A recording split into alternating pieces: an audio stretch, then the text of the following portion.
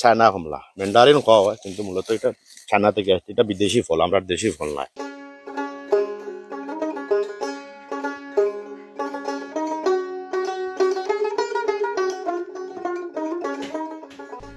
গরুর খামারের পাশাপাশি ফলের বাগান করে সফল বিয়ানীবাজারের ৩ তরুণ উদ্যোক্তা।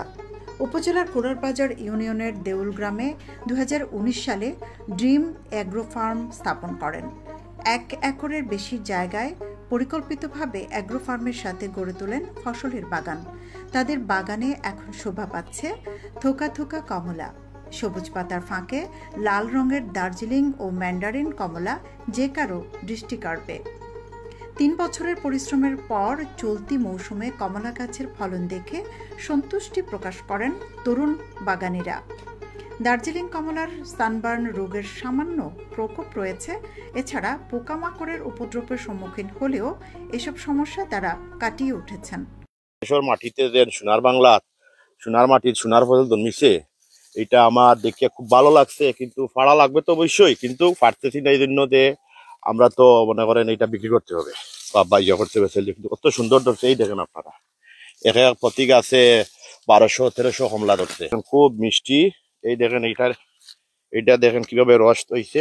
এই একটা দেখাইতেছি আপনাদেরকে, এই দেখেন কতটুকু রস পাই দিচ্ছে, প্রচুর রস আছে, রসগুলো মিষ্টি। আমরা যেভাবে আশা করছি, আশা থেকে আল্লাহ পাকে আমরা বেশি দিচ্ছেন, এই জন্য আমরা খুব খুশি। আগামী বছর আমরা এই ফলনটা ডাবল হবে, বুঝছেন। এখন ধরে আদার ১২০০, আগামী বছর ২০২২ কমলা ধরবে। আমরা ২০০ কমলা ছাড়া রোপণ করছি। এখনো চিন্তা করছি যে আসলে বাজারজাত করা লাগবে না, কারণ আমাদের যে এলাকার গ্রামবাসী লোক আছে, ওরা কিন্তু অনেক আগ থেকে খুব চেষ্টা করতেছে, ওরা নেওয়ার জন্য বলতেছে। কিন্তু আমরা আসলে বাজারজাত করতে পারবো না, এই জন্য যে আমাদের লোকালে আমাদের এই এলাকার মানুষের আমরা দিতে হবে, বিক্রি করবো ওদের কাছে। কিন্তু ওদের প্রথম তো দাবি, এই জন্য আর কি।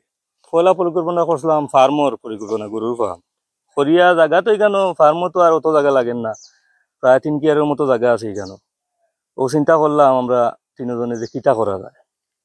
ও পরবর্তীতে আমরা চিন্তা আর কোনটা তুমি পাইছি না, দেখলাম যে আমরা আনকমন হইব কি কমলা বাগান করা, কারণ আমরা রৌদ্র এলাকা তো এটা নাই। আর এই মাটিত ও অন্য না একটা সন্দেহ আসিলাম তার, কারণ অনেকে আমরা বাধা দিয়েছে যে এখানে ওই আপনার কমলা বাগান না করিয়া অন্য কোনটা করক্কা ভালো হইব। আমরাও কমলা বাগানও করছি, এখন তো দেখা যায় আল্লাহ আমরা দিছেন। এই যে গাছের গড়িতে আমি উবা আছি, এটা হইল গিয়া দার্জিলিং কমলা, ইন্ডিয়ান জাত মূলত। আর একটা আপনারা উঠাইছেন ছোট যেটা, এটা হইল ম্যান্ডারিন।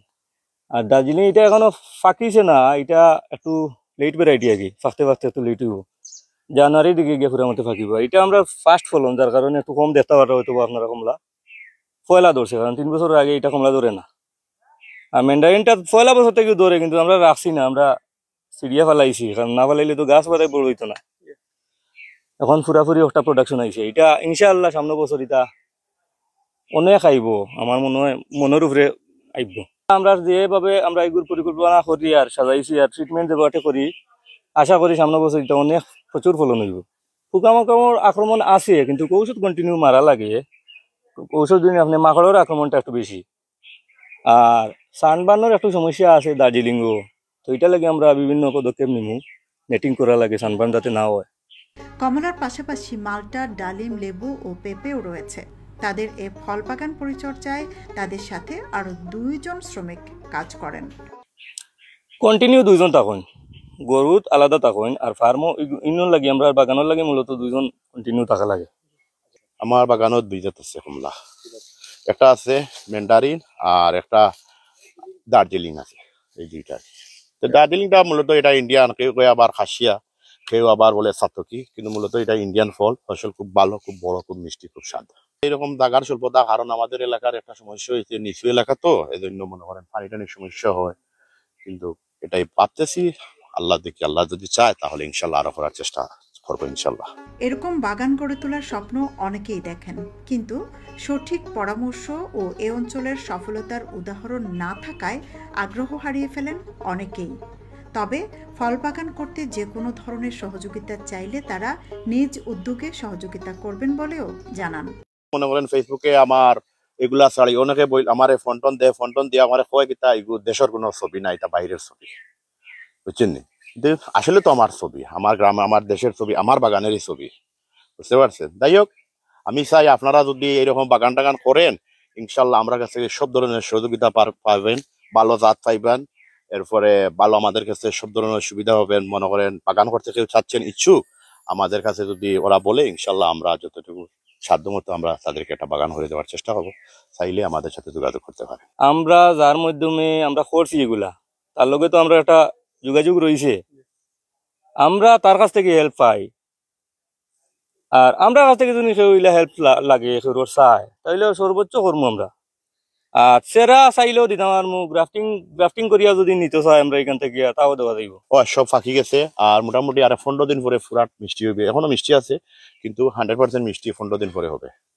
মোটামুটি প্রতি বছর একবার সার টার পাই। সব ভাই উনি আসেন সবসময়, আমাদের সাথে যোগাযোগ রাখেন। এই তো মনে করেন উনি যখন সরকারিভাবে কোনো সার বীজ আসে আমাদেরকে দেন উনি। আর কোনো গাছের কোনো রোগ বালাই দেখা দিলে উনার সাহায্য নেই, উনি আমাদেরকে হেল্প করেন। যতটুকু আমরা অভিজ্ঞতা অর্জন করছি সারা শেয়ার করবো। সেই অভিজ্ঞতা শেয়ার করলে তো আর এগুলো তো আর কমে না।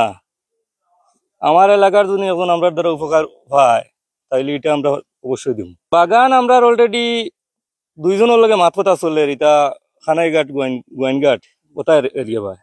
তো এটা বাদেও আমরা যেহেতু গরুর লগে আমরা জড়িত আছি, ফার্মের লগে জড়িত আছি, যার কারণে এটা বাদে আমরা অনেক পরিচিত আছি। তো তাই আগ্রহী আমরা 2টা পরিকল্পনা চলে অলরেডি বাগান করিয়া দেওয়ার লাগে, ডাইরেক্ট কন্ট্যাক্ট, যে বাগান আপনারা দায়িত্বে আপনারা করিয়া দিবা। তো এইলা যদি আমরা এলাকার কেউ চাই, আমরা দিতাম না। আমরা যদি অন্য উপজেলাত গিয়ে এইলা দিতাম পারি, তাইলে আমরা এলাকাত আমরা এখানে করতাম না। আমরা তো নিঃস্বার্থ ভাবে করবো। আমরা চাইবো আমরা এলাকাত বাগান বেশি হোক, এগুর মার্কেট বেশি হোক। দূর দূর থেকে ফাইকার সকল ডাইরেক্ট আঁকো খানো, বেশি বেশি মাল থাকলে তো যেন বেশি মাল ইনো ফাইকার বেশি হয়, আমরা সুবিধা। কঠোর পরিশ্রমের ফলেই আজ সফলতার মুখ দেখেন এই 3 তরুণ।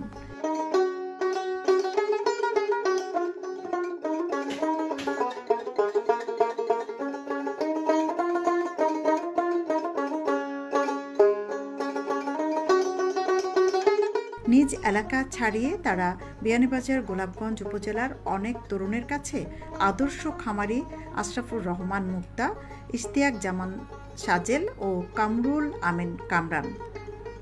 সৈয়দা আখি হক, এবিটিভি।